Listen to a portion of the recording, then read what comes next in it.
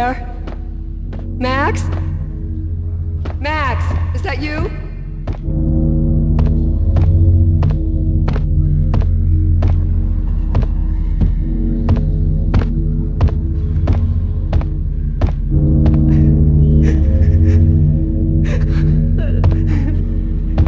Max? Where are you, Max? Please.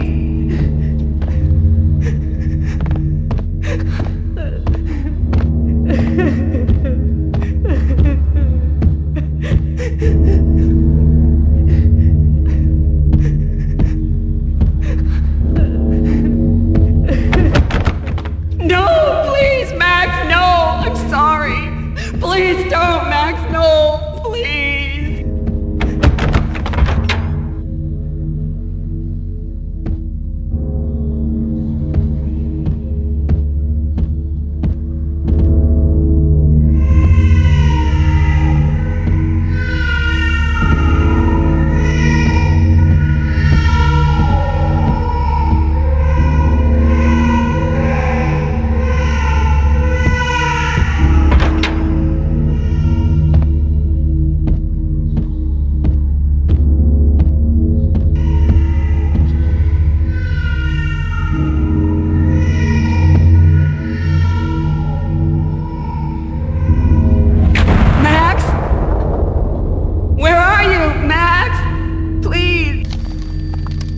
The letter was staring at me.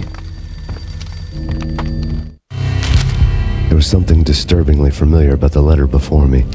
The handwriting was all pretty curves. You're in a graphic novel. The truth split my skull open, a glaring green light washing the lies away. All of my past was just fragmented still shots, words hanging in the air like balloons. I was in a graphic novel. Funny as hell. It was the most horrible thing I could think of.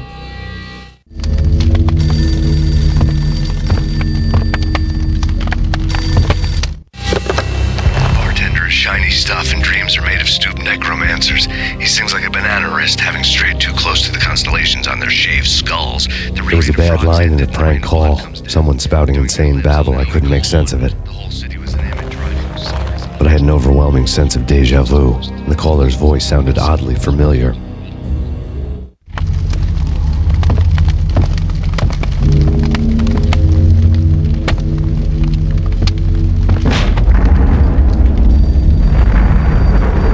Piece of paper looked dangerous. There was something disturbingly familiar about the letter before me. The handwriting was all pretty curves. You're in a computer game, Max. The truth was a burning green crack through my brain, weapon statistics hanging in the air, glimpsed out of the corner of my eye, endless repetition of the act of shooting, time slowing down to show off my moves, the paranoid feel of someone controlling my every step. I was in a computer game. Funny as hell, it was the most horrible thing I could think of.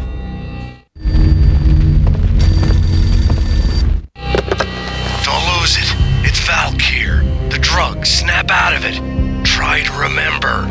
It was a bad line in a prank call. Someone spouting insane babble. I couldn't make sense of it. But I had an overwhelming sense of deja vu, and the caller's voice sounded oddly familiar.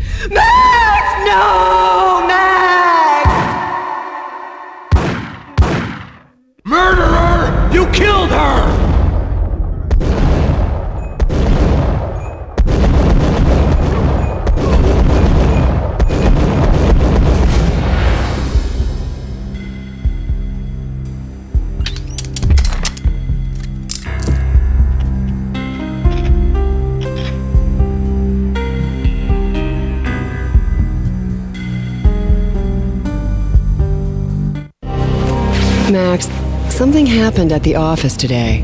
A strange memo. Something about Vikings. Honey, I gotta run. You can tell me all about it this evening. Have a nice day, darling. The bullet holes were rubies on her chest, blood glowing on her ivory skin. She was so beautiful. The killer was smiling. The flesh of fallen angels.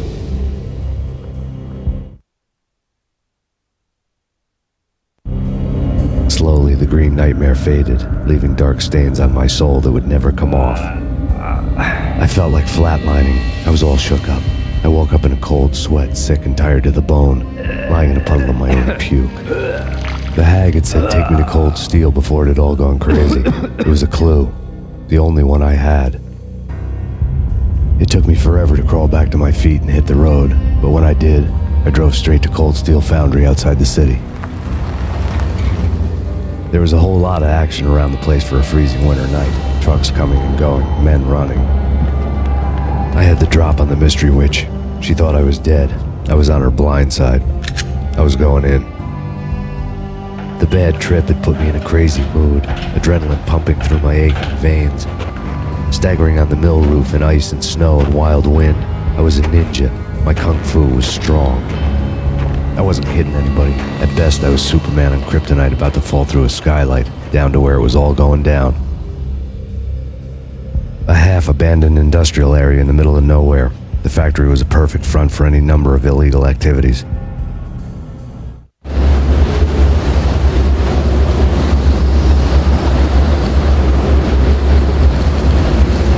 In the belly of the plant, molten metal boiled and bubbled like a witch's brew.